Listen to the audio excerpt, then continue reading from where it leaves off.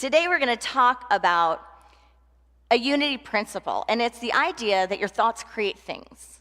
And it's this idea that the law of mind action, which is thoughts held in mind create after their kind, takes the depth of a spiritual practice to apply it mindfully and skillfully. That in fact, sometimes we can hear this philosophy, this idea, this principle, and we can find ourselves in a place where it doesn't seem to be working. Anyone had that happen? We can find ourselves in a place where we're meeting an edge with that one. Well, I've been holding these thoughts, or I've been working with that. I've had these negative thoughts, and I keep just pushing them out. Like every time they come up, I just turn around and I do something else. So let's take a dive into the pool this morning. Let's dive in to a deeper understanding of our thoughts. This idea that we explore today is something that, on the surface, one could say, if they've been in unity for quite some time, they could say, that's not unity. How dare you talk about thoughts in that way? That's not unity. But I ask today that we have an open mind, because our spiritual practice is about exploring, no? And it's not about someone telling someone else what the truth is. It's about us getting ideas and sometimes wrestling with them and applying them to ourselves in consistent ways to see, does this transform or does this make a difference in my life? Is there any truth to this? And how does it work for me? And to measure it against our own center and go directly to headquarters, directly to the source of our being and see, is there something here for me today? So consider this your divine appointment. And we can talk later if anyone is like, that was not unity. Now I kind of set you up to think that. Last week, and next week I'll be talking about the other side of it, the side we hear more about. So make sure to be here next week. Last week, we talked about the guts to listen, that diversity of thinking actually makes us stronger, and the guts to not take on someone else's spiritual practice or any other religious dogma or ideology, but to really tune in, that you have within you the scripture of the universe written to guide you. It's in your heart, it's in your mind, and that each of us has that direct intuitive ability. And when we talked about it, we explored the idea that with our thoughts, with our beliefs, we can build an identity. We can build a religious or a theological identity. And when we build an identity, we sometimes defend it with all of our being, and we sometimes will even die for it. Does that sound like fun? Probably not. So we talked about releasing those identities, that the spiritual practice is not about solidifying ourselves around a set of beliefs that any human mind is going to have limitations with, right? Any human mind is going to have its own perspective and perception. This week is about diving into that rather than out here in the world and thoughts of the world around us. It's about diving into it within. So our thoughts. It takes spiritual maturity to take two contradictory ideas and have them be in the same space and allow ourselves to get something from them. Because a rigid mind wants to say, no, that doesn't fit with my picture, that doesn't fit with my image. A rigid mind has to have a battle. It has to have a right and wrong. It has to have a victor and a villain. Thoughts held in mind create after their kind. A simplification of this principle can actually make people paranoid, can it not? Anyone had that? Cancel.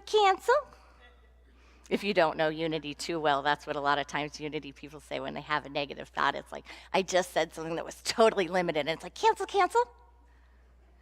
It's a cute thing we do, and I think it's good. But it's like, burst that out of the universe. I'm not shaking my hand, putting out my hand, and making an agreement with that. Let me be clear with myself. That's not something that I'm choosing for my identity. That's not something I'm choosing to co-create. But it can also make us a little paranoid. It can also lead us into a little practice of superstition and over metaphysically malpracticing with ourselves We all know people that have stinking thinking that have good things happening in their lives, no? And we all know people with gorgeous minds that you just feel like, I am so safe on the streets of your mind. It is my favorite road to walk down. We all know those people, and life happens to them, doesn't it? Things still happen. So when we dive into this, how can we get out of the idea of superstition thinking? Like, if I use this word, I won't have love, I won't get the job, I won't find my soulmate, I won't make it, I won't whatever it is, X, Y, Z, you fill in the blank. If I think like this, that won't happen. That's a little bit, is it not, like those emails? Forward this to 100 people, and then don't just respond to this. If you just respond to this, then you create that, post it on your Facebook page, and respond to it. Or else. How do we use our spiritual practice in that same way? And what will happen if we lift those up? If we just lift them up and just let those things fly out the window like birds? What might happen? We all know how changing our minds on the same note can transform our lives. We've all seen people that were stuck in ruts, that when they got these spiritual principles and these spiritual tools of investigating the mind and working with the law of mind action, working with our thoughts, actually transformed their lives, transformed their perspective, their perception, and their full-on experience, and in fact, even had healings, no? Massive healings. So there is something masterful about this practice. And the master teacher, Jesus the Christed being the anointed, the awakened one, that shares in consciousness with spiritual teachers throughout time, taught and practiced mental science. So do those other spiritual practitioners. They've all taught and practiced mental science. When sometimes our spiritual practice doesn't feel like it's working, or these principles feel like they're falling short, sometimes it's because they can be misapplied. Sig Paulson, Unity minister who served in this very sanctuary, said this: when we're talking about stinking thinking, when we're talking about our thoughts in our minds, and how unproductive and unhealthy even they can be. He says, how do we overcome these unhappy attitudes and tendencies? We all have them. They are part and parcel of the human consciousness, of the human experience, and we cannot overcome them completely by struggling with ourselves, by trying to exert our willpower. Although that is helpful and is certainly a step in the right direction. We can overcome in only one way: by returning to our oneness with God, by returning in faith to the great truth that God is the source of our good, that God is our life, our strength, our health, and our supply. So let's get into the depth of the practice. That's the foundation, what we're returning to. Our soul identity as spiritual beings living in this human experience. But we tend to meet our edge when we begin a war with what is. When we are at war with what is, a sort of a violence happens.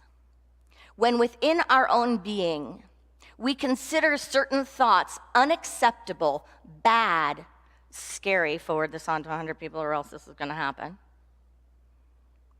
Oh, if I use this word, then all of a sudden I'm never going to have X, Y, and Z. When we use the practice like that, we create violence and a war within. And we begin to slowly separate ourselves from that true nature. And the truth is, it is that true nature, it is being in the flow, being in our unity consciousness, that is what helps us bring in all of the highest demonstrations and manifestations. So what do we do with thought?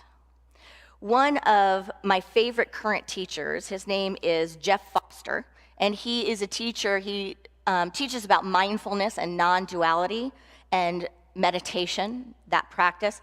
He wrote the book, The Deepest Acceptance, which came out recently. And he goes into exactly what I would call one of Unity's kind of dark sides. See, I may seem happy all the time to everyone when I speak or when I meet you, but I have a rich experience of being in my human body and in this emotional field we call life.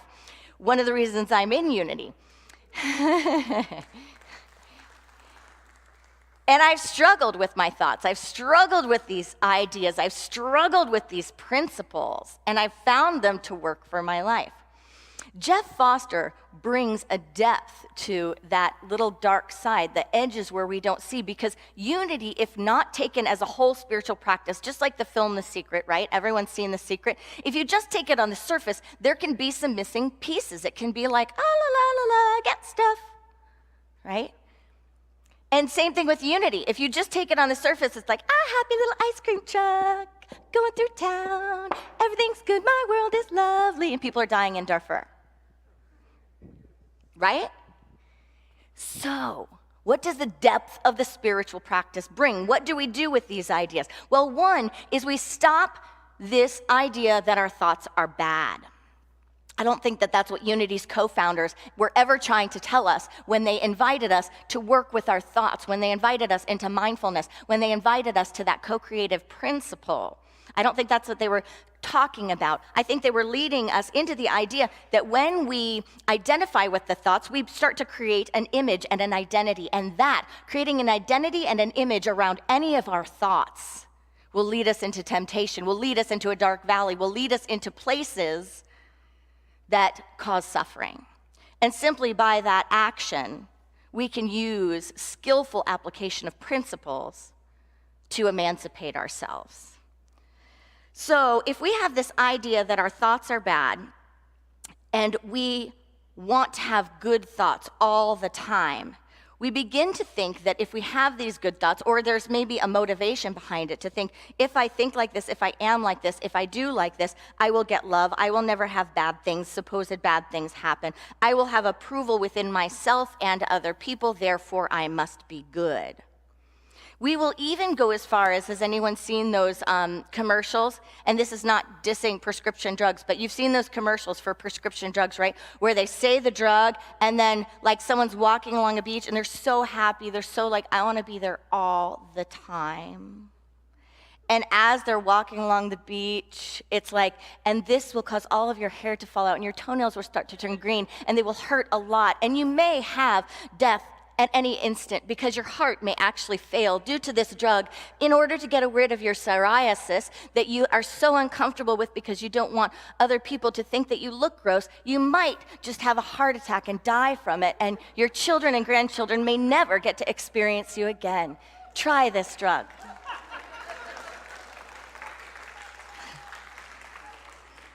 We are sometimes so uncomfortable with our negative thoughts and our negative feelings, our negative experiences of life, that we will do anything to get rid of them. We will do anything not to feel them. In fact, the prescription drug industry is $1 billion industry, is it not? And again, this isn't demonizing anything. It is so wonderful that Source works through everything and co-creates everything, and that when we don't apply these principles and these ideas and these thoughts rigidly with the letter of the law, and instead we use the spirit of the law, we use our mindfulness, we use our intuition, we can call everything good. So how scared are we to experience our thoughts and our minds? I want to read a few things from Jeff Foster.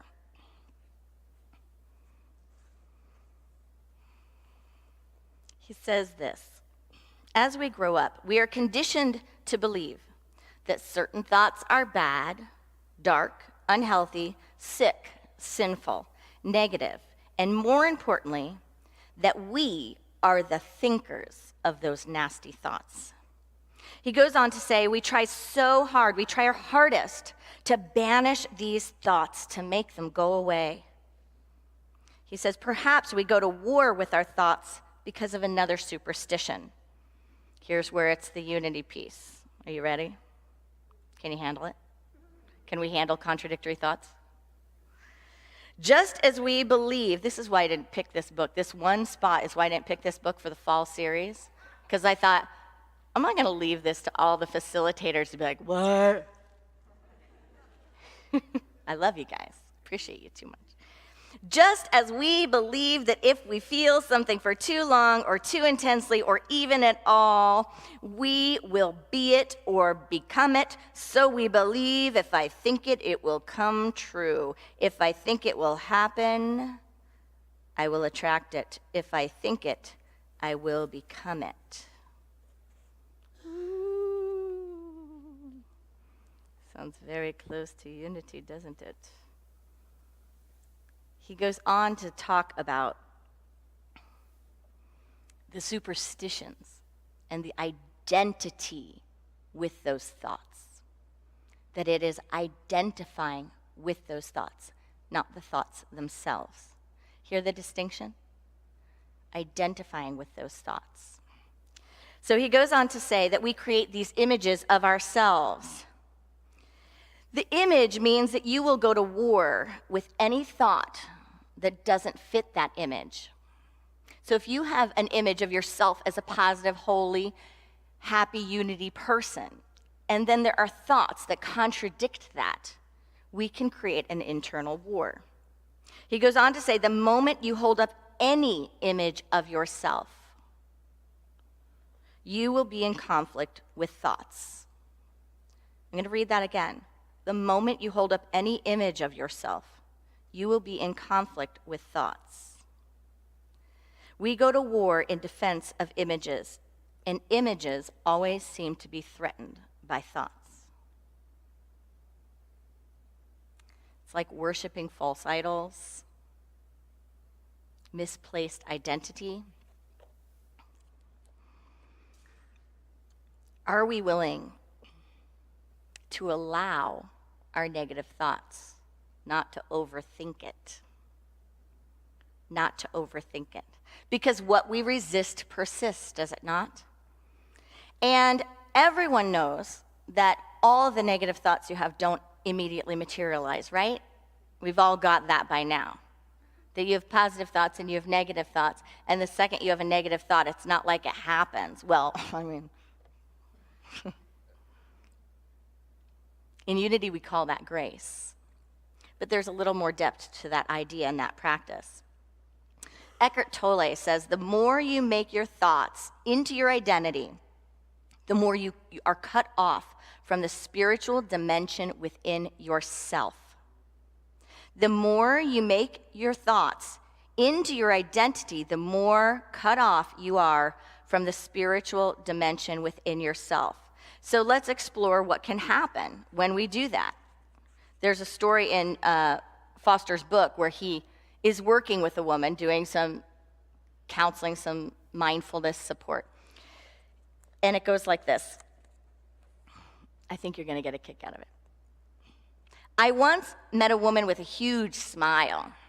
She told me what a positive person she was. She was the most positive person in the world. She was so positive, she spread positivity wherever she went. She lit up the universe with her positivity. She was a beacon of love and joy and happiness. In her words, she was a light being. There was just one thing that troubled her, a strange negative entity, a kind of unhappy ghost who followed her around constantly. Wherever she was, whomever she was talking to, whatever she was doing, he was always there, right next to her, spreading his negative energy, filling her head with, what do you think? Negative thoughts. She couldn't understand why he was there and why he wouldn't go away. She was such a positive person. Why did she deserve to have a miserable apparition as a stalker? She had tried everything to make him disappear, but he wouldn't budge.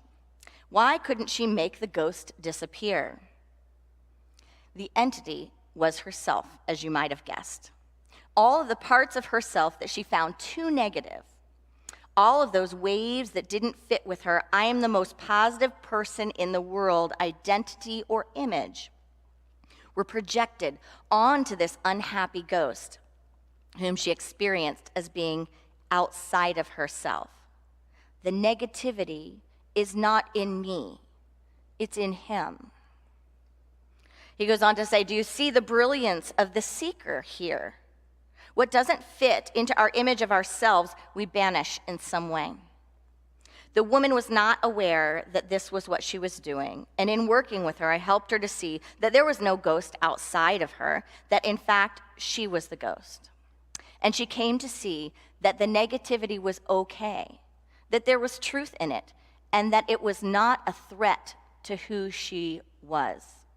She simply needed to love the ghost to death, to integrate him into what she was. She would come to discover that who she really was allowed, she would come to discover that who she was really was allowed all positivity and all negativity. That didn't really make sense the way I read it, but that's okay, we're gonna keep going. Who she really was beyond both polarities. And in that place, there was no need to hold up a positive person image, or any image, in fact. Powerful, right? Powerful.